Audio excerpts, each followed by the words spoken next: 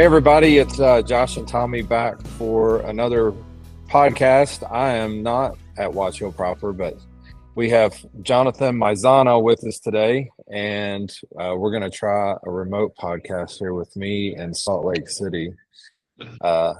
So Jonathan obviously is probably more well known as being the owner of K.LUKE Whiskey Company. He started that in 21, and it is quickly becoming a pretty well-known brand for being very delicious and very sought after. Not huge batches, so he tends to run out of those pretty quick. But we're also going to mainly talk about his 19 years as a business owner today, owning Maisano Fine Wine and Spirits in Mississippi, and a short stint as a restaurant owner as well. Maisano by the Glass. So, Jonathan, thanks for coming in. Welcome. Yeah, happy to be here, guys. Yeah. Appreciate you having me on. So let's just start right in at the beginning. How did you kind of, start a retail shop? How did that originate back in, I guess, that would have been early 2000s? Yep, 2005. Did you just get the itch, and how'd that come about? So for me, I started off working in restaurants at the age of 16. Started off bussing tables, and then kind of worked through different restaurants, and got into fine dining. And we had a great sommelier that was in the room and very passionate about wine. Loved to share his wine knowledge with us, and just really loved to share like exceptional vintages of wine. So, at a young age, I was very fortunate to get to try things like I've had DRC from 42 and 57, and just some really absurd wines from all around the world, and got to meet winemakers. We hosted events at the restaurant, and just really fell in love with wine, the winemaking process. Got sommelier certified, we'll say at 21, and so by 21, I decided that wine was my passion. That's really what I wanted to focus on, and just wanted to set out to create a store that was more than just the bottles. It was telling the stories, the experience, much like you guys do at Watch Hill proper here, right? You have all this incredible selection of different products categorized from all over the place, all the best spirits. And the same thing I wanted to do was not just have people come in and look at the bottles on the shelf, but be able to guide them toward, whether you wanted an $8 bottle of wine, $800 bottle of wine, whether you wanted to have, a standard, just Pinot Grigio, or you want to try something different, right? Gruner Veltliner, or just different wines from around the world. So that's what started off as my passion, and then just grew it from there for 19 years. So a lot of adventure along the way. Cool. So how did it go from being, because it sounded like you were wanting to do wine that was your passion at the time. So how did that morph into, being kind of known as a whiskey, place? Because I think you're pretty well known as having a ton of single barrel selections, over the years with different whiskey companies and bourbon. And so how did that transition, or where'd that start? Okay, so how I really got started in that, I always enjoyed bourbon. I always drank bourbon after work. And in the summer of 2014, I made my first trip to Kentucky. So Byron Banks, who is with Green River now, was with Four Roses for a long time. Byron had come down, had hosted some events at my restaurant, which we'll get into that a little bit as well. And Byron kept trying to talk me into come up here to pick out a single barrel of bourbon. And I'm like, Byron, it's a lot of money for one SKU, as a retailer, especially a small retailer back then. And he said, well, you love Four Roses. If worst comes to worst, just drink it, So it's that was my start. So I come up in 2014 to pick that very first barrel of Four Roses, and my most prized personal bottle. So kind of a little bit more into my background, history of my family. My great-grandfather had the first package store in New Haven, Connecticut. They opened up December 10th, 1933, so 5 days after Prohibition. So, I asked my dad, I said, how did you guys go from importing olive oil? There's a famous pizza restaurant in New Haven called Pepe's Pizza that opened up in the early 20s. And my family sold them all their olive oil, Sicilian olive oil. So when you go to Pepe's today, the original location, they actually have Maisano's olive oil can. And they've got a print in the background where it's all Maisano's olive oil cans and his grandparents throwing dough. So that's pretty cool. So when I told my dad I wanted to get into retail, he said, absolutely not. It's the worst job ever. It's the last thing you want to do is be in retail, right? You work every holiday, you're there, super low margins, you work all hours of the day. So Anyway, so I had this bottle of Wild Turkey from 1979 that my dad gave me when I turned 21 that he had purchased from the family store, which, he said somewhere between $115 and $125, which, of course, his dad was like, are you out of your mind to spend this much money for a bottle of Wild Turkey? And he told his dad that, his plan was when he had a son, that's what he was going to give him when they turned 21. So that's what I got when I turned 21. My dad and I cracked it open, 1979, Wild Turkey in the Baccarat crystal bottle in the wooden chest. Gosh. And I call up to Turkey and I tell him, I said, look, I'm coming to Kentucky, and I've got this really special bottle. Well, give me Jimmy Russell's cell phone number. I said, I'm not calling Jimmy Russell, it's Godfather Bourbon, And they said, no, Jimmy loves it. Yeah, Jimmy's the man of the people, right, as you guys know. And they said, look, he probably won't answer because he's always out in the rick houses, but leave him a message, tell him when you're coming, he'll be there. So I call him, leave the message, and when I get there, him and Eddie are waiting for me, and they sign the bottle. And oh, that's cool. So my first trip to Kentucky was so much more about just finding this great special barrel. I also had met Bill Samuels, again, down at my restaurant when Makers 46 came out. We did a launch party for him in South Mississippi. And Bill said, son, if you ever come to Kentucky, look me up. Well, a couple years later, here I am going to Kentucky. So I reach out and the guys at Beam were like, Bill's retiring, he's probably not going to see you. I know he told you that a couple years ago, but probably won't happen. So I reach out, send Bill an email. He calls me the next day at the store and says, look, why don't you come by the house, let's have a drink, let's go out and have dinner. So my first trip to Kentucky, get to meet Jimmy and Eddie Russell, go to Bill Samuel's house, get to meet Jim Rutledge. And that's before we even get to the whiskey part, right? So tasting through those first barrels of whiskey, I was just blown away by the variance from one barrel to another. You hear about single barrels, but I tell people too, you can really come here and experience it and really understand sometimes the subtle differences, sometimes huge differences from one barrel to another. And I was totally hooked after that. So that was barrel number one. And then over my next, 10, 11 years in retail, I picked 415 single barrels. So I started traveling to Kentucky, about every 6 or 7 weeks picking out barrels. And I've tasted with every master distiller and every warehouse out there. So super fortunate career on the bourbon side in my retail journey. And the wine was no longer to be found, right? Right.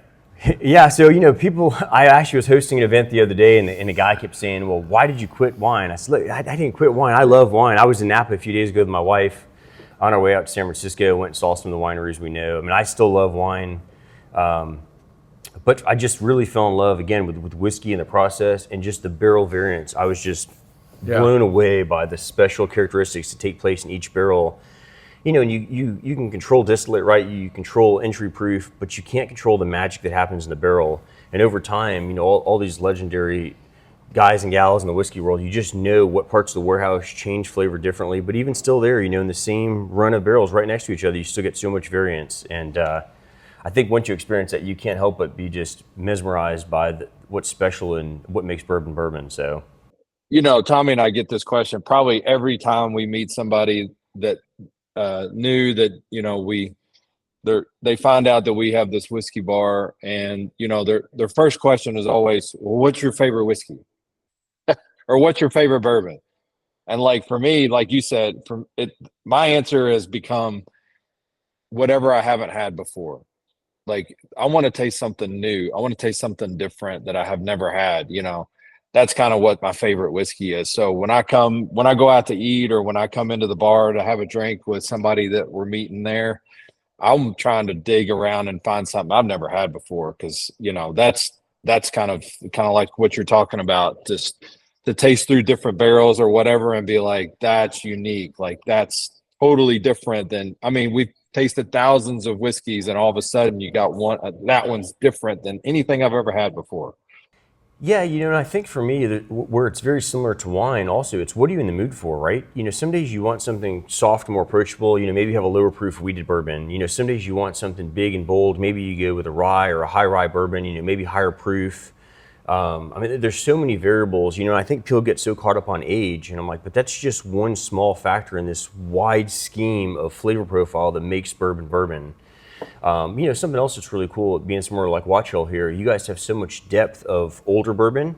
When you start tasting bourbon, pre-1980, pre-1970, there's just something magical about some of that kind of funkiness and mouthfeel and texture of those bourbons that, when you could taste, 86, 90 proof bourbons from back then to today, and they're totally different mouthfeel. To me, that's the one thing that always stands out in those older bourbons is just how mouth coating they are at the low proof.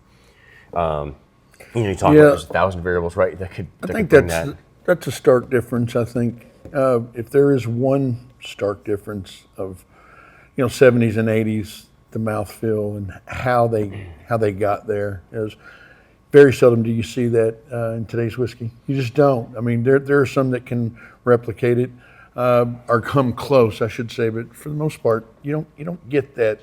I haven't had a ton of old Stitzel Weller or old Wild Turkey, but I have had some, and there is certainly a difference in them. That 79 Wild Turkey you were talking about just makes, man, I mean, that's so me. That's right.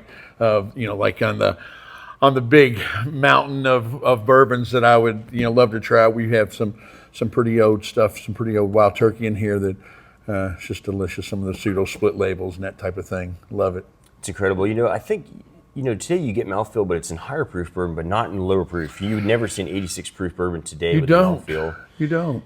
I talk about with guys all the time, as we're sitting tasting these bourbons, I think a lot of it is probably the control. Today, things are so much more controlled, right, with temperature probes and, they just kind of, everything's exact, right? When you look back to like Jimmy Russell in the beginning, I mean, those guys didn't necessarily know, it wasn't so dialed in like it is today, right? He just knew from spending time in the rick house, but he didn't necessarily know, like, I don't think as much of the scientific reason as is known today, right? Everything is so tracked. And I think that's where some of that mouthfeel and funkiness and just texture difference comes from those older bourbons, right? I think it's an example of where technology, I don't think did them any good. I don't. I mean, I don't know that it did that what they were getting better at or what they thought they were getting better at in a rick house. I mean, in the big picture, I don't know that it's any better or that it helped them. I think the old school way was probably the better way. Plus, you think about those old, 86, 90 proof bourbons. If you think about the average age in them, right? I mean, they're probably all above 10 years old because, it was so hard to sell bourbon back then that, you're blending in older stock, probably just trying to find something a little bit younger to keep some sort of vibrancy. But the reality is that stuff is so much, average age is so old in those older bourbons, that low proof and just, everyday products because bourbon was so slow back then. I think today, the younger, newer consumer in bourbon could never imagine, like talking to Jimmy Russell, right? And he said, it took 20 years of just handing somebody a glass of Turkey 101 and saying, look, you'll grow to love it. You'll grow to love it. You've been 20 years. I mean, that's a long time out on the road, just trying to get people to appreciate what you've poured your life and soul into, right? I mean, did you have any problem getting rid of those single barrels that you were doing? I mean, were you doing those early 2000s?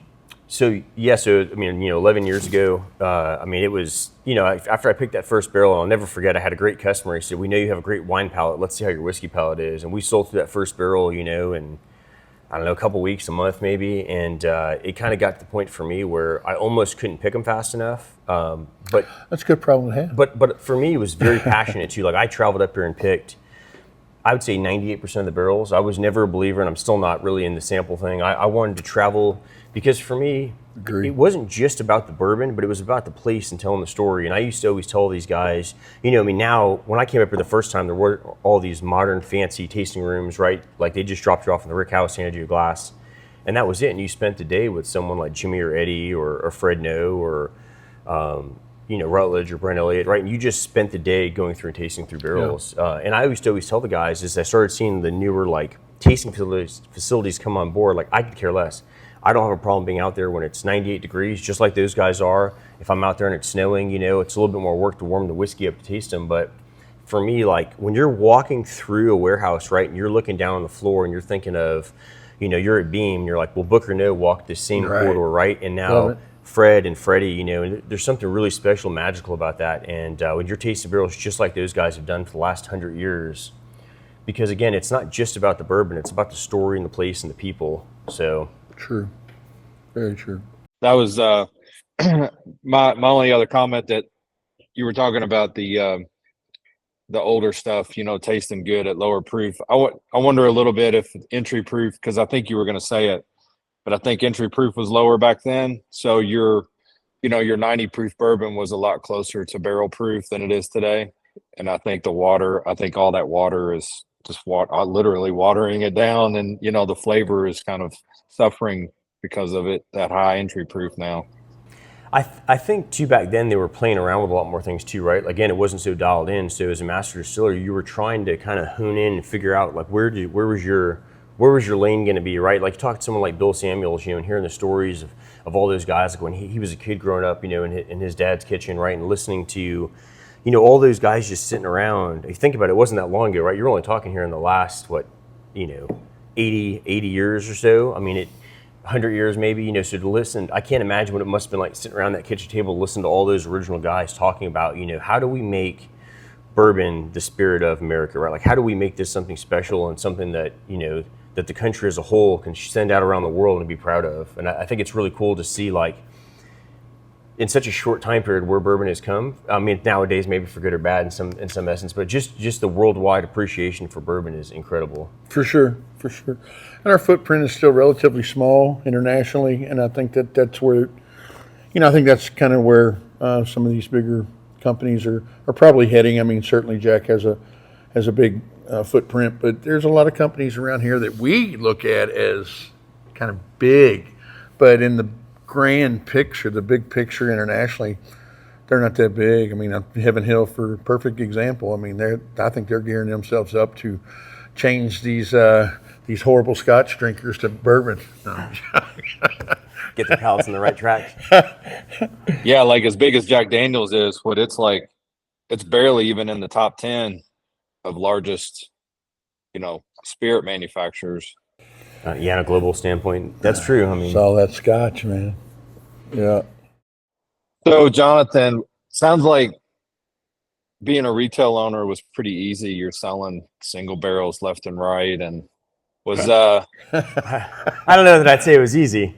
I kind of tell you what was your greatest challenge of being a store owner? What was the one thing you had to keep your eye on?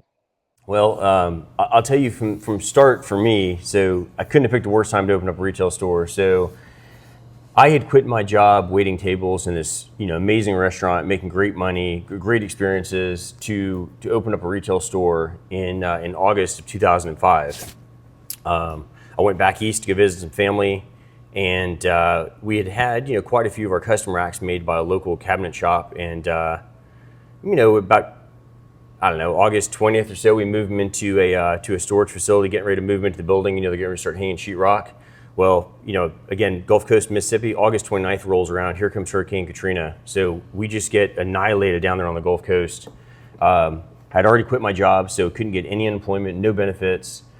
The storage facility, which is right around the corner from the store, took 11 feet of water. Oh, so we finally get there 2 weeks later. And I go in with the cabinet. I'll never forget going with the cabinet guys. It's raining outside, and we get into the storage facility, and people had already dumped all their belongings out because everything's ruined just in the hallways. So we finally get to the unit where the cabinets are.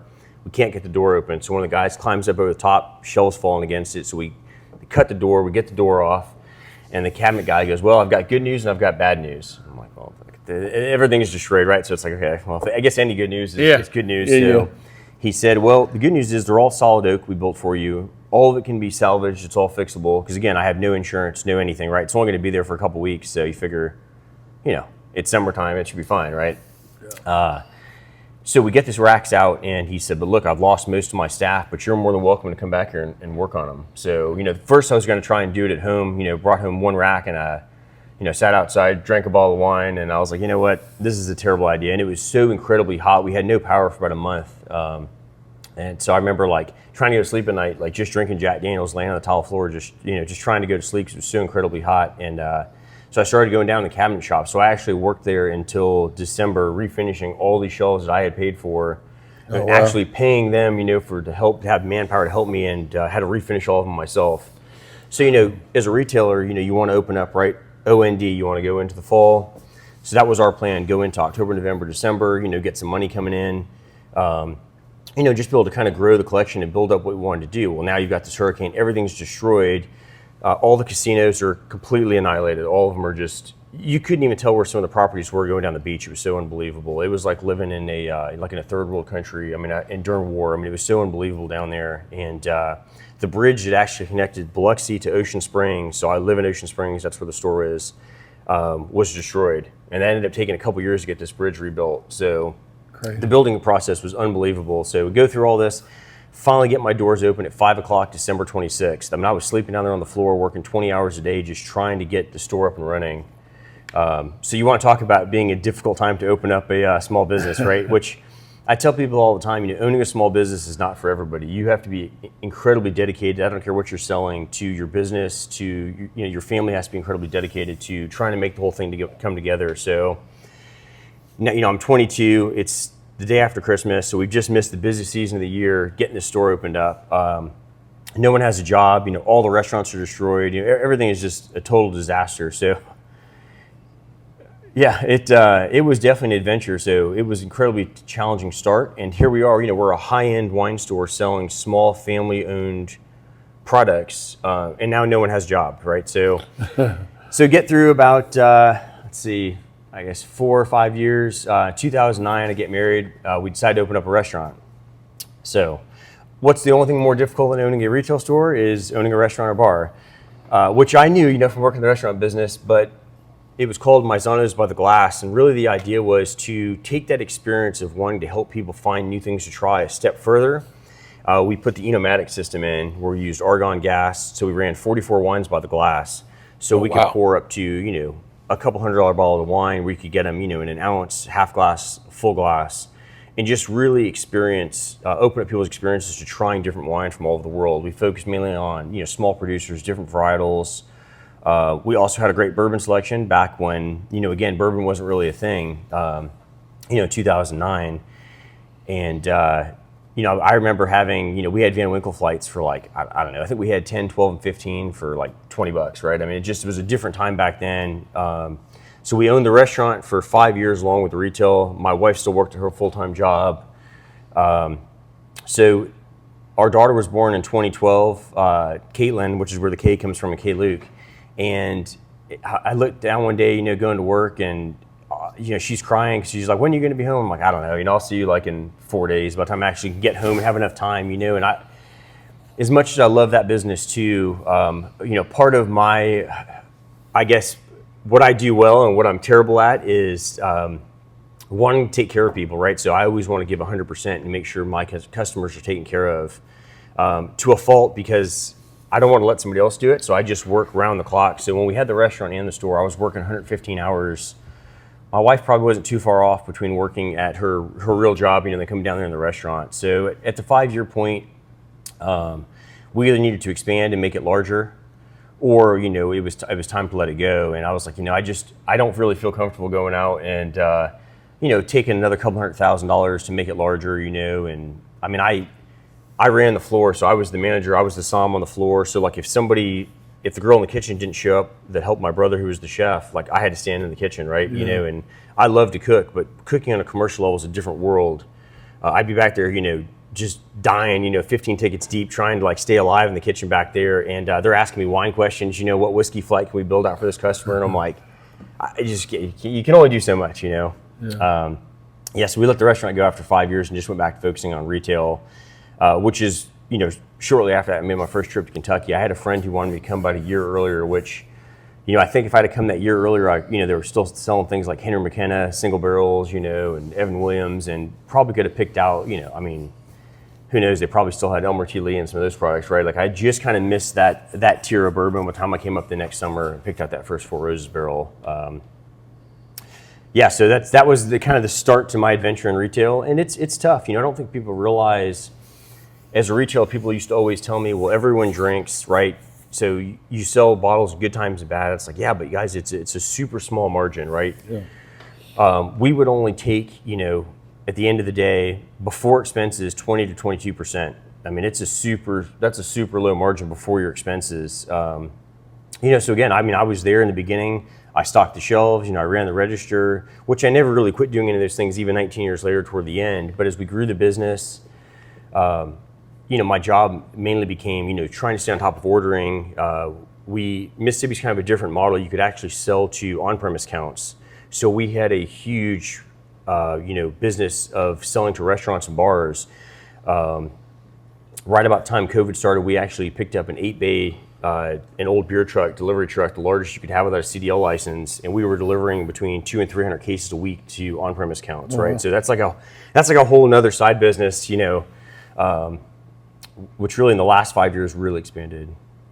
So the state controls the warehouse, but they don't, not the stores. So all product comes through the state's warehouse in Mississippi, but they don't have state-controlled stores like you do in a state like Alabama. So pre-COVID, honestly, if I came up here to Kentucky, right, or went somewhere like I went Spirits French Lick and wanted to pick out some barrels, met Alan up when he was there and Laura Lynn and them, and I was like, you know what, I love this product. I want to pick out some barrels. I could pick the barrels, have a broker pick it up. We could have it all set by the time products was ready to roll. Now, of course, when COVID happened, we just totally fell apart down there in Mississippi. So the state couldn't keep enough warehouse employees. And of course, you guys everyone saw the spike in, alcohol consumption, and we could not keep up with that in Mississippi. So they actually started capping us at 100 cases every 24 hours. So as a retailer, when you have, we have our regular retail business, we also have this on-premise business where we're delivering several hundred cases a week, several hundred cases. Now all of a sudden we're being told we can only buy 100 cases every 24 hours. They started putting limits on things like Crown Royal, Jack Daniels, Hennessy. So you could only buy 10 cases, and it's like, well, it's not enough to last. Yeah. To make it even worse, normally we would get deliveries within 24 to 48 hours, pretty much 24 hours. You could pretty much count on that every day. The state fell to 30 days out at one point on deliveries. So you could imagine if you need this bottle, get a case of these bottles, and they tell you it's going to be 30 days, and they also went to about a 40% cancellation rate. So you're only going to get, 60% of your order if you're lucky, 30 days out, and you can only order, a fraction of what you need. So to talk about trying to survive in incredibly difficult circumstances. Why was that? Did they just shortage of workers? Could not get people to come to work. Wow, it was unbelievable. crazy. So, so now it's like, okay, well, how do you overcome that, right? As a small business owner, you always have to adapt and overcome. So I got to thinking, I was like, well, there's all these small stores that don't need 10 cases of Crown Royal or Jack Daniels, but what they need is pints and half pints of, whatever, like say Seagram's gin, but no one's kind of giving them a heads up when those trucks are rolling in. Well, we're a top store, top 10 in the state, so we're getting all sorts of information on when trucks are rolling. I said, well, look, I'll tell you what, I'll buy your cases of whatever low-end stuff you need. If you'll buy all these other things we need and buy the max, we'll let you know when it comes in. You just order it. We'll put the money straight to your bank. We'll come pick it up. So that's what we started doing. We started running inventory through small stores because in Mississippi you could transfer store to store. There's no limit. And no additional cost. So we actually started going just depositing money in stores' accounts, buying cases, bring them back to our store. So you have to figure out as a small business owner, like I said, it doesn't matter what you're selling, you have to adapt and overcome. No business is easy, and you go to sleep thinking about it and you wake up thinking about it, right? That's why I made the comment earlier, owning a small business is not for everybody. You have to be incredibly dedicated, and your family too, like I said, just never being home, retail holidays, you're never there. If my guy driving the truck didn't show up, I was out driving the delivery truck, so I was out 14 hours in the pouring down rain in the heat of summer. I mean, you have to do what it takes. If you're not willing to do it, you shouldn't own a business. So I think that's true. I think that what you said is most true about your family, like your wife, your kids, they got to buy in, or else you're going to be fighting the fight on both ends, right? You're going to be fighting at home, you're going to be fighting to survive out there. And then it's just like, that's when things, if you got the support at home, you can figure it out. But like you said, I think that's a huge part of it because it's like, owning a small business is like, I don't know. I've compared it to like raising a kid. I've compared it to, a whole lot of different things. It's just a full-time, like you said, it's just, it's like being a parent, like to me, that's the closest thing is, you're a parent and you've got this, say 2-year-old, you can't put it down, for an hour and go do something else. You know what I mean? Like it needs constant attention. And so the same with whether it's a liquor store or a restaurant or whatever it is, you can't put it down. You can't walk away because it'll fall apart. You're all in all the time, and if you're not, I don't know how anybody can make it if you're not totally vested in your business. And again, willing to do whatever it takes. If it didn't matter to me. If I had to go and somebody dropped a bottle and it was mop the floor, clean it up, or unload, 200 cases. We actually, kind of back to the COVID thing, the state went to this lottery system where basically they were trying to get people to panic into canceling their orders. So you can imagine if you have 30 days out of orders, right? You've got hundreds of thousands of dollars of inventory, in the pipeline. Now we're just talking regular inventory, never mind special order things like barrels, right? I could easily have, 30 pending barrels at any given time. So in Mississippi, the way it works is you find out today at like 9 o'clock in the morning, this is what you're getting in tomorrow. And tomorrow, by the time 9 o'clock rolls around, the money's auto drafted out of your account. We have no terms in Mississippi, so everything is day one, right? So there's no like, yo, if I buy $100,000 worth of barrels, I can sell them the first 14 days or whatever. There's none of that. It's everything is case one pricing, and you're paying right now. Has it always been like that, or is it still like that? Still like that. Oh yeah. Oh, it wasn't just a COVID thing. I know. I've come to realize that traveling around and meeting people from all over the country now that we are the only ones pretty much that it's case one pricing and it's same day payment on everything. So, wow, that makes things tough. I know Makers has usually always been case one, but usually you would get the better deals the more you buy. But man, the no terms. No terms. So you could imagine if you're picking out barrels. So I might have on an average, say Wednesday, I might have a $30,000 delivery coming in of regular items. But now all of a sudden, if you've got say some first growth Bordeaux or high end California Napa Cabs coming in, and then all of a sudden 3 barrels ready to ship, you could easily have another $40,000, $50,000, $60,000 coming, and you basically have till the next morning. If you don't have the money, you go on probation. I don't know how long it was, for 45 days or something. You had to hand deliver your check. So, I mean, it's a real serious thing. So during COVID, to try to slow down business because they were so backed up, they ran to this lottery system where they would draw your store's number and let you know you've won. We're shipping you everything you have on order. Do you want to cancel your cases? And it's like, well, no. So, you kind of, again, being back to being a small business, you have to have cash flow ready to roll at all times, right? You have to have money in the bank. We also kept a line of credit just in case. So the first time we get the lottery thing, we'd sit down, my wife runs spreadsheets, and we figure out, okay, we're going to need, 700 cases to last us the 30 days. Well, we get 700 cases in, about 9 days later, we're out. Because once they ship all your inventory, you place order number 1, you go back to the end of the line 30 days out, right? So you kind of had to figure out what you wanted to get in. So the second time it rolls around, I said, well, I have a question. How many cases can I order? They said, no, we're asking if you want to cancel. I said, I know, but if I want to order more, they said, well, you have till midnight tonight. So we sit down, my wife runs all the numbers, we run all the projections to last 40 days. What do we need in inventory? We bring in 1,300 cases. They send us a whole 56-foot 18-wheeler. We dropped in a 40-foot container out back, and we just dropped a couple $100,000 extra money in, and we just, it was like, it took us, I think, 6.5 hours to check the truck in, and the state gives you like itemized pages on each separate order. So, it's like an inch thick of paperwork. So Jennifer stays up all night, my wife, till they post the order of what's shipping, and then she made her own Excel spreadsheet and combined everything, right? So now we can see Jack Daniels in all sizes. Well, maybe we had liters on, 15 different orders. Well, she combines them all to, here's 45 cases of Jack Daniels liters. So we condensed it to make it easier. So again, you have to adapt and overcome just every step of the way. So they were wanting you to bow out. That's exactly it. They wanted you to cancel your orders because they figured if they could pressure people into canceling, it would slow down. Well, of course, if you're a big store, you don't have a choice, right? You have to have inventory. Yeah. I mean, it got to the point where one month my wife goes, how much money do you think we spent at the liquor stores? I was like, I don't know, $5,000. She's like, you spent $45,000 buying inventory from other stores this month because we're wholesaling to all these restaurants. I'm not going to give up, a couple $1 million a year in restaurant revenue as well, right? Yeah. And anyway, so yeah, it's again, you just have to figure things out. And if you don't, as a small business, you just die and your business closes, right? So you have to adapt all the time. So I love the retail business though. The COVID thing was definitely, there were a few days that my name wasn't on the building, I would have quit for sure, because it was, just incredibly, really pushing your will to the max every day of trying to make things happen. Now, granted, it was great. Business was up tremendously, but the things in the back end that the consumers never saw that we had to go through to keep the products rolling. And of course, people are coming in, they're upset because we're out of all sorts of things. I'm like, guys, you don't understand. Like we're literally bringing in the max we can get 5 days a week, everything we can do to order. We also couldn't control cancellations.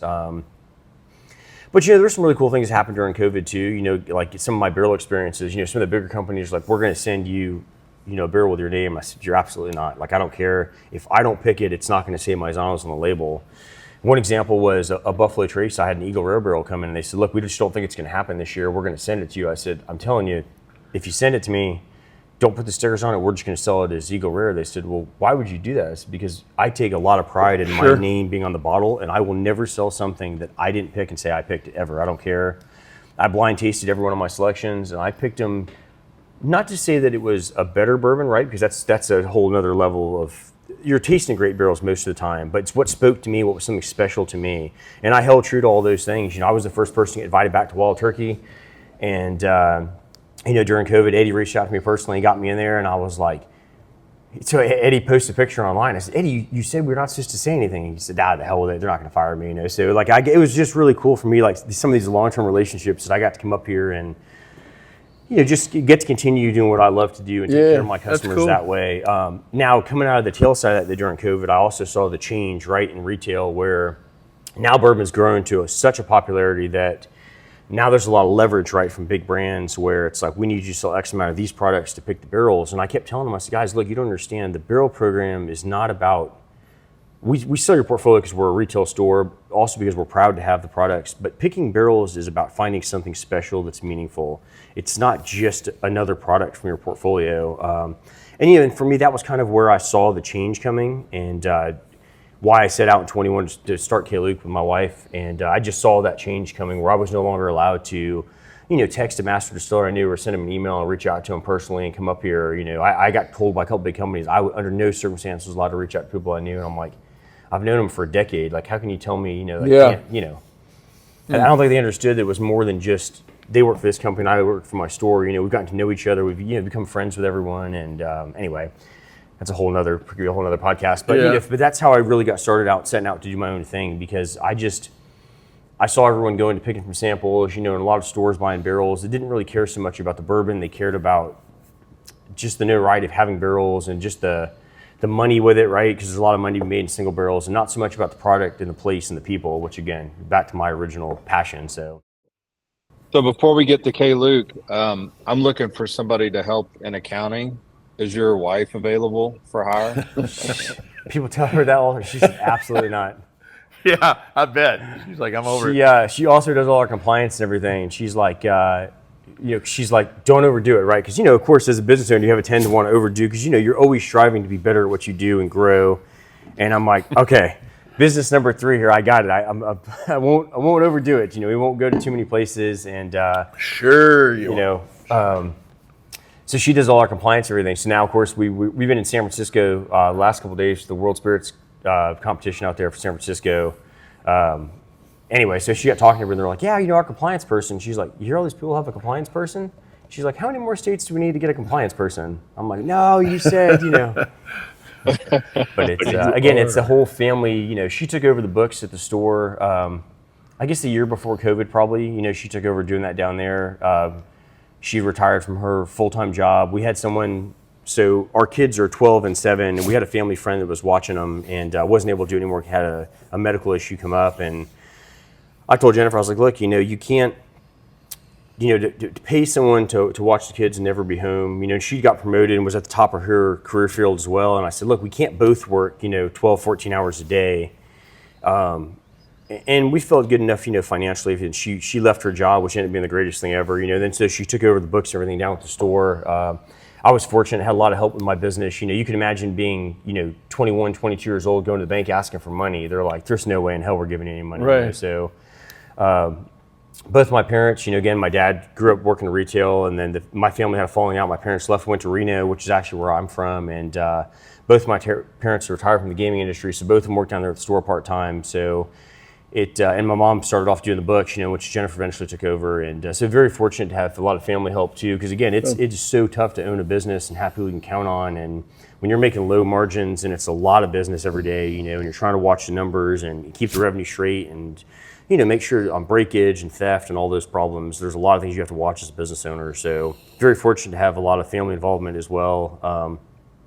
Which kind of toward the end of, of retail, my parents both ready to retire, and we sat down and it's like, well, we're gonna have to bring in basically a whole management team of people to help run this store, and K.LUKE is starting to take off. And I'm like, I don't want to have somebody run my store and me not be there again. Back to my weakness of I want to take care of every person. Like I personally wanted to wait on every customer I could, 6 days a week. And I just didn't want to own the store and not be the owner and be the guy on hand that was handing you your bottle of wine and making your whiskey and wine recommendations, So that's what led me to sell the store. It was a tough decision. I never thought I would do it, but again, never being home for the holidays with the kids getting older and, just we were going to have to change our structure of game plan anyway. So did you sell it to an individual or a big company? No, another husband and wife. Oh, cool. Yeah. Good. Yes, we really try to find the right people that wanted to take over the business. But again, I'm a super passionate person. If you can't tell from talking to me, that I just love what I do, and it was really hard. It was really hard, like going through the process. But then when it was time to actually hand over the set of keys, it was a tough thing for me, because again, and like I told the new owners, guys, I said, look, all I care about is the customers being taken care of. Being a small business owner, you fight a lot of political battles as well, right? We were fighting wine grocery store and things like that. And I used to always tell the politicians the same thing. I said, guys, look, I don't care about which side's giving you the most money. I don't care about this or that. All I care about is taking care of my customers and my family eating, right? Like those are my two driving forces every day, is taking care of my family and taking care of the people that support my business. And that was always my thinking of it. So when I got to the point with K.LUKE starting to take off, and I knew I couldn't do both, we made the tough decision to sell the business. So after 19 years, so that's only been this year. So, but it gives me a lot more freedom to focus on this and spend more time in the market and be with people, come do things like this, and did they keep the name? Passion. For right now, they still have the same name. They're going to change it in November. We give them a little time on the name though to get themselves situated. Sure. And, sure. They're going to have to put their own take on what they want to do and what they want to offer to people, because again, it's different person for person. It's small businesses, it's hard to commercialize and repeat. People used to always ask, why don't you want to have multiple stores? It's because there's only one of me, and you can only do so much. And again, to my weakness of wanting to take care of every person, I just that's why I was working 100+ hours a week when we had the restaurant and the store. So was my wife, and I'm like, this is no way to.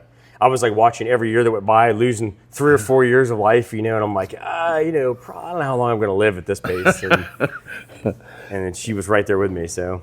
Yeah. All right, cool. So K.LUKE comes about what? I guess you probably got the itch before you actually started the company, right? So you were thinking, hey, I'm doing all these single barrels, and of course COVID probably hits, and you're thinking, I can source these things and bottle it myself. Is that where that? Well, really for me, it was more of watching what I call bandwagon barrel buyers, right? People in my market that didn't care about bourbon, were just simply buying barrels from samples. Sometimes they didn't even taste them. They're like, yeah, this sample's great. So, well, did you actually pick the barrel? And they're like, well, yeah, I picked it. No, you didn't. But and then it went from being where you could buy 5 or 6 barrels from a brand, to, well, we'll get you one if you're lucky. And then it turned into, well, one if you're in the top 10. Then it turned into, well, if you can sell 600 cases of our entry-level half-gallon, we might be able to get you a barrel. And I'm like, whoa, wait a minute. Whatever happened to the whole,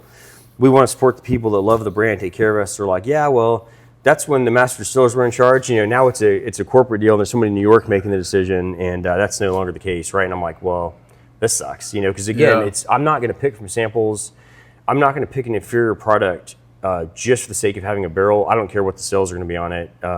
If I couldn't pick something special that I could stand behind, I always told people when I picked a barrel, if it was the last whiskey I got to drink, that's how important it was to me. And I stood by that from barrel 1 to barrel 415. And I saw all that changing, and I knew it was never going to go back. And I knew that it was just going to get more and more difficult to do what I loved. What would become my favorite part about the business was the people, place, and the whiskey, and finding something special for my consumers. So Jennifer and I founded K.LUKE in 21. We bottled the first product in summer of 22, so we bottled in June. First product came out in July of 22. Original was only sold in our home state of Mississippi. So how poor this little this is our batch 10 barrel strength, the new release that just came out. So sorry, we can't get it through the computer. We're gonna have to drink this for you. It's only 9:30 out here. You're 2 hours ahead of me, so it's lunchtime where you're at. It's well, between Mississippi, San Francisco. Well, luckily they all have a spot here at the bar. Are you in Utah? Do you have any in Utah? You have to travel to Pinedale, Wyoming would be the closest place you can get it if you have time to make a quick road trip there. So we start K.LUKE in 21. So the name K.LUKE is named after our children. So our daughter Caitlin, who just turned 12, our son Lucas, who just turned 7. And for us, the packaging is very kind of simple, traditional. So I didn't want anything fancy or flashy. When Jennifer and I were sitting down looking at package development, for me, I really wanted to pay tribute to the original guys. The Nose, the Beams, Fred No, and just Wild Turkey, right, and Four Roses, like all the guys that I grew up with tasting these incredible whiskeys. So again, just something kind of straightforward, to the point. So feminine K for Caitlin, masculine L, barrel grain, and just really K.LUKE. I know people are like, well, that's kind of a strange name. Again, it's for me, it's paying tribute to the two things we love, right? Our family, which is our kids, and our love of whiskey. So that's what K.LUKE, we call it the spirit of blending, is all about. Is just trying to combine those two loves into one bottle, one experience with our consumers. So people ask, how did I come up with my blending style, right? So I always tell people, Four Roses, the very first barrel I ever bought, it was my 100th barrel I bought. So for me, being in retail, I could have got any limited edition bourbon out there the last 20 years. But the one bottle I always purchased for myself was Four Roses Small Batch Limited Edition. And for me, what's always spoke to me about that particular bourbon year in and year out, the consistency of it was a blend of high rye, low rye, different yeast strains, different mash bills. K.LUKE, same thing. How do I accomplish that, right? I'm not distilling, nor will I ever. I tell people that's a whole nother lifetime of expertise. I mean, I understand, the premises of distilling been around the last decade, but the way I look at it is, if somebody gave us $20 million, which there's no way Jennifer would let me spend $20 million to open up a distillery, but if somebody gave us $20 million, for me, I could only hope to distill as well as the people I'm already sourcing from, right? So I take more of a chef's approach, and that is to find the best ingredients and blend them and create a heightened experience. Same thing your chef does with the dishes here, right? You want to create something, you can buy the same ingredients as all the restaurants around you, but what your chef does with those ingredients to make it something special and specific to Watch Hill proper and what's on your menu is the same thing I do. So we source from half a dozen distilleries, Kentucky, Indiana, high rye, low rye. So for me, the distillery, the mash bill, the age, again, those are all just components. It's all about blending to taste. So I do everything by taste. I rate all the barrels we own just like I would single barrels, and I break them down, categorize them, by, do they offer more fruit, floral, the more caramel toffee, the more spice driven? And then I pull from all those columns to create the blends. And that's my starting point. Yeah, and you've got the one that comes out once a year that's a wine finish. Yeah, so that's the, you guys can see it on there. That's the Keenan Cabernet. So Michael Keenan, winery's been there 50 years up on Spring Mountain in Napa. We actually were just there a couple days ago on our trip out to San Francisco. It's mountain fruit. So when you have mountain fruits and mountain Cabernet, it's more concentrated, right? The vines have to struggle more. And this is really paying our homage to my love of wine and whiskey both. So Michael Keenan let us purchase, used barrels that held his reserve Cabernet. He does half French oak, half American oak. We did the same thing. I created a small batch through a long blending process to specifically age in these wine barrels. Batch 1, which you guys have here at the restaurant, is sold out in all markets except for might be a few bottles here and there out in retail. But batch 2 is coming out again in mid-November. We're getting ready to bottle. I'm actually going to taste it while I'm here this week. Go down to Bardstown and make the final decision, but we feel pretty good tasting it last month. But we actually aged batch 1, went a full year in wine casks. Jennifer and I tasted it 3 months, and every month after that in a year, we felt this batch is where it's really shined. It comes in at just under 122 proof, but you can really taste the traditional bourbon notes, caramel, toffee, the spice. You had it last time I was here, and then you just get this beautiful dark fruit, right? Some dark cherry and raspberry and currant, and just really, really nice balance between bourbon and wine. So, yeah, my hope is, I think Scotch is different than bourbon in a sense of that the blender gets a lot of the kudos. The blenders are held in high regard, and the distillers, well, anybody can distill a whiskey, and I think bourbon's the other way around, right? We've just had so much, like you talked about, all the famous master distillers and the legends of the game, but really they kind of built their name on blending, right? I mean, but they were the distiller, but it was their palate and it was their ability to put all of that together into a bottle to create something special is what really made them, and I think hopefully, well, my hope is that the blenders start getting a little more recognition in the bourbon world as time goes on, because I think that's, like you said, we're kind of, I think we're moving into an era where there's going to be a lot of barrels on the market and there's going to be a lot of whiskey out there. And somebody's going to have to be able to put it all together and put it in a bottle and make it taste good.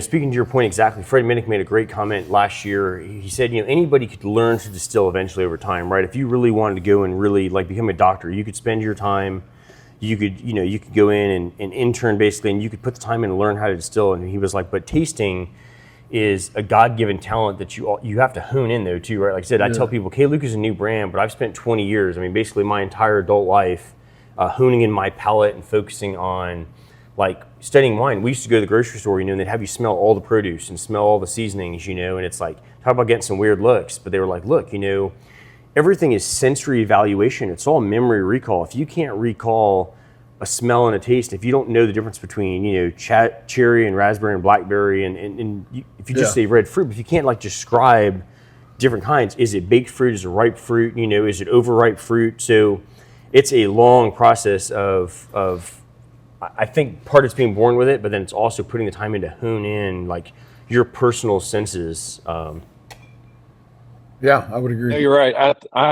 Tommy, we've done enough of these. I think in terms of color, with my taste, it's like, oh, that's a dark color taste. That's a red, that tastes like something red, or it tastes like, something dark or light. Purple. I'm not good at isolating those particular flavors, like the difference between strawberry, raspberry, cherry.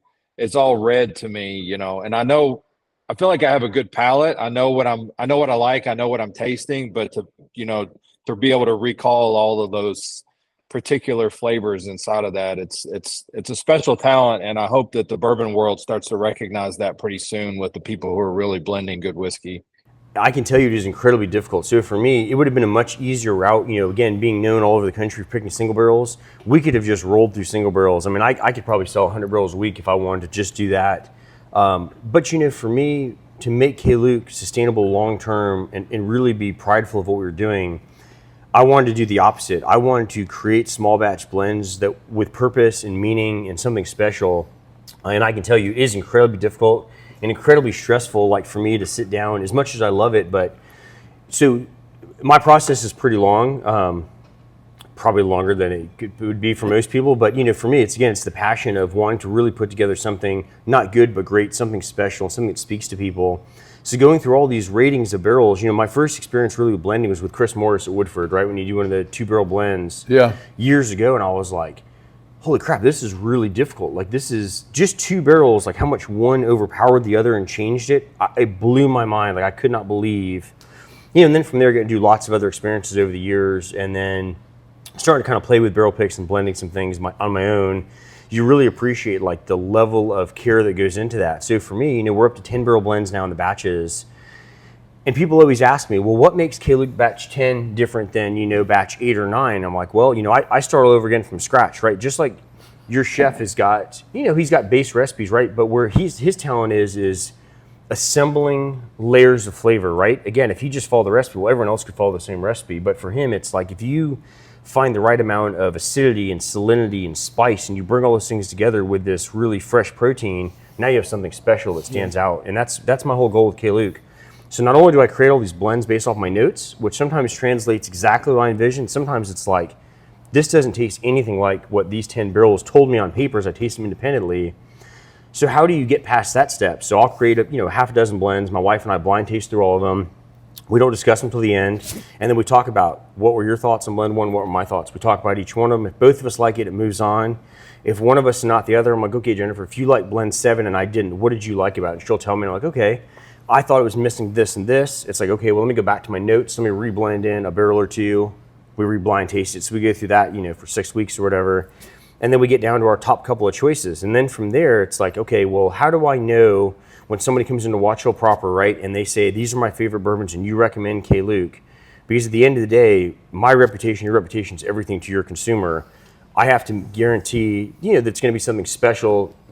Like it, love it's a different preference on what, people's tastes are. But how do we make sure it's something unique? So we actually run our bourbon blind against the best bourbons on the market. So things people are really excited about, people come in here and they're like, I want to have, A, B, and C bourbon because I hear they're the best.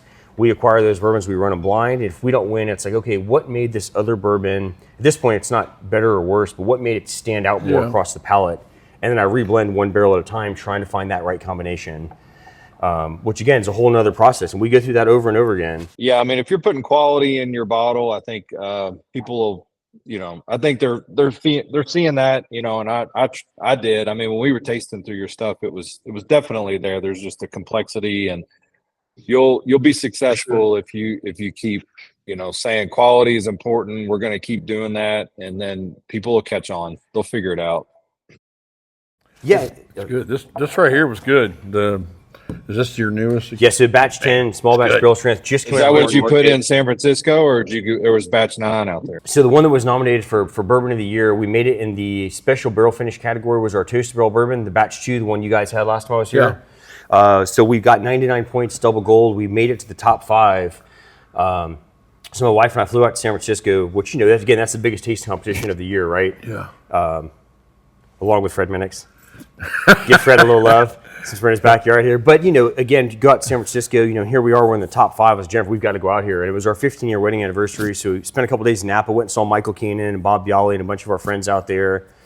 And to sit the night before, Sunday night, in a room full of people, the best spirits from all over the world, and to hear K.LUKE Toasted Barrel Bourbon called out as the #1 bourbon of the year in the special barrel category was incredible for us. That's awesome, man. It was a small blender to kind of be on that worldwide stage. It was something really special. They've got the best palates in the world out there tasting through that competition, and those people recognize, what you're doing. I think that, if nothing else, that should mean a ton to you. So, in the Ascot Awards, we'd already won double platinum on that one. In our barrel strength small batch that we're drinking batch 10 of right now, Fred's had us in his not only his top 100 the last 2 years, but we've also cracked the top 25 the last 2 years. One of our small batch barrel strength bourbon offerings, our batch 6 was his #20 overall bourbon of the year. So, again, for me, being a small blender in this giant world of legendary people, both of distilling and blending, to just have the opportunity to share a little bit of the stage with the legends, people I've looked up to for the last decade is something really special to us. Yeah, and that's cool.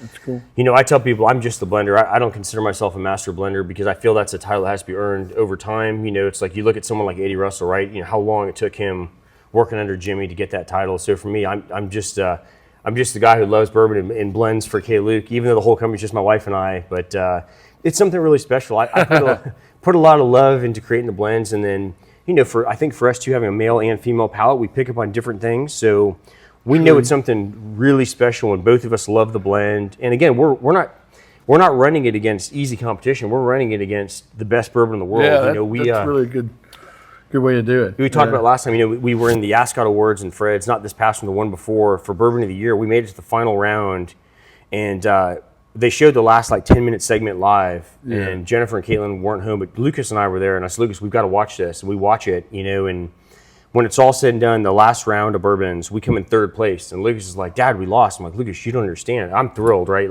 We went toe-to-toe with the best bourbons in the world. So that particular round, each Chiller Barrel Proof comes in 1st, Parker's Heritage comes in 2nd, we come in 3rd, and no other brand behind us got a single vote. I mean, I was ecstatic, in the final round.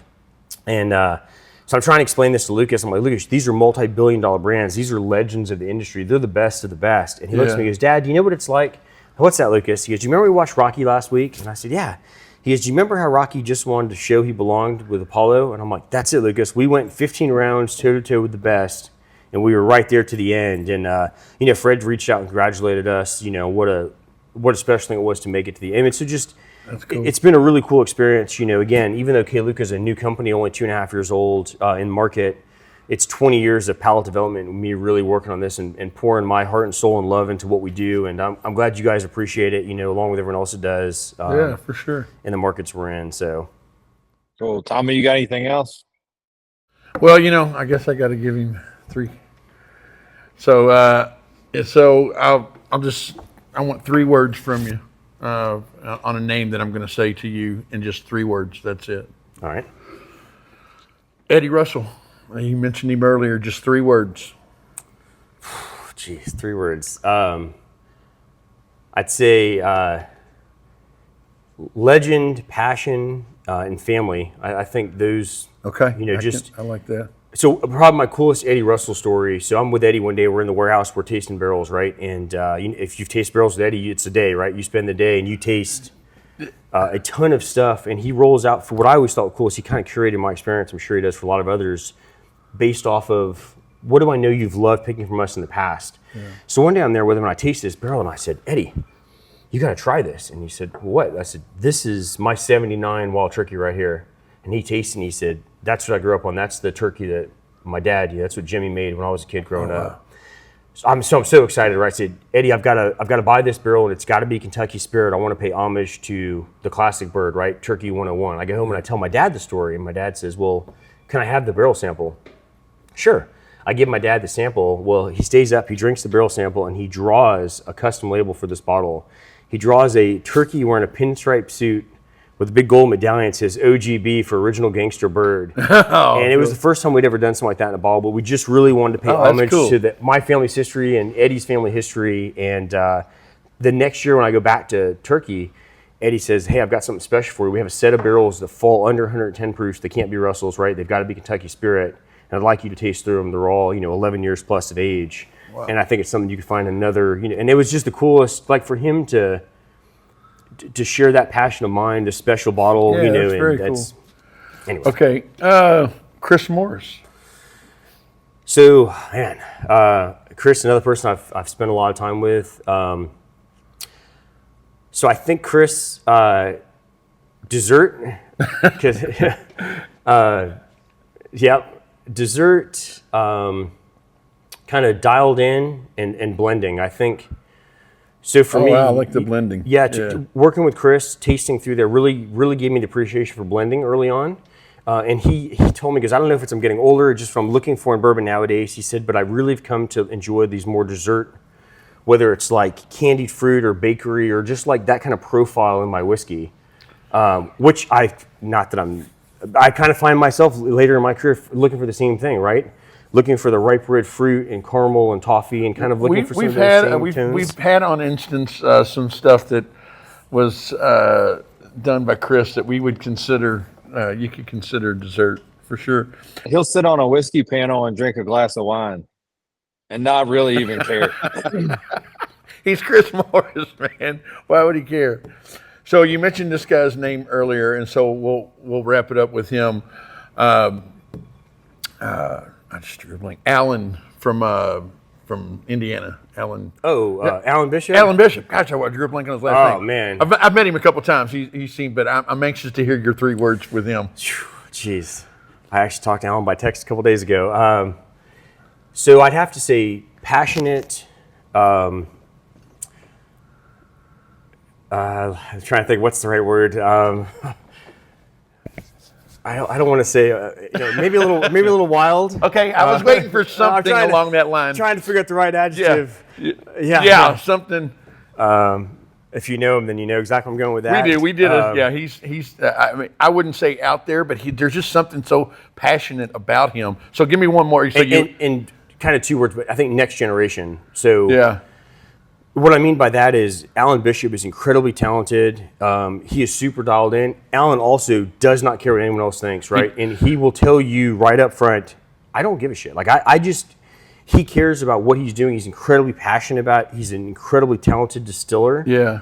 And he lets you know it, right? Every word that you just said about him, I would second, because we did his show, and he's his own person, and it's his way or he doesn't care. I mean, I was with a group of guys, and it was kind of late the other night, and something kind of crazy came up, and I was like, oh, I got the perfect guy. Let me text Alan Bishop, and of course he sends back a great response, which I can't say on the podcast, but it was just, he's so dialed in. And what I meant by next generational is, so for me, kind of one of the things I'm nervous about in the bourbon industry is I don't know moving forward really how much more you need those master distillers, right? Like I'm nervous.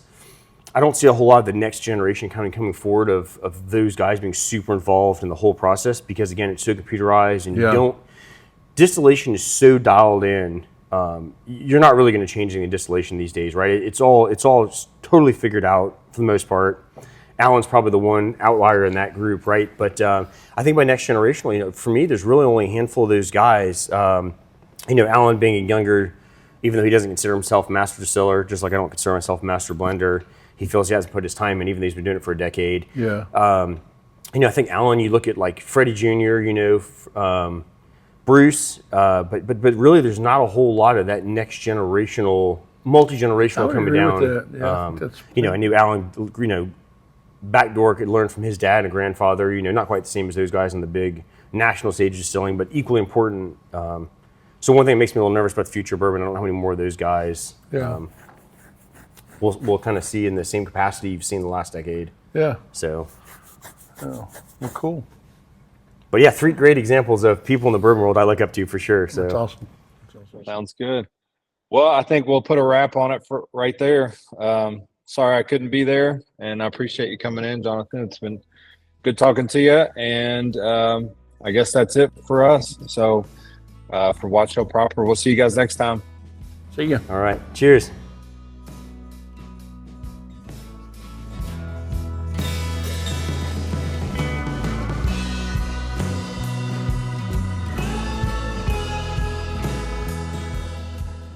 Hey guys, I'm Tommy. This is Josh. We're the owners of Watch Show Proper. We are the largest American whiskey bar in the world. We're located in Louisville, Kentucky. We'd love for you guys to come out and visit us. We offer, elevated cuisine, great cocktail list, and the wall is what people show up to see. Definitely can satisfy your palate from standpoint of whiskeys, different bourbons, different flights. You can make your own, but we have wines, cocktails. Michael Crouch is our chef. I was going to say, amazing food. So we'd love to have you come out and visit. Join us for dinner. Join us for a tasting. Check us out on the website, watchshowproper.com. You can make reservations. You can see our events that we have on the calendar, and we'd love to have you.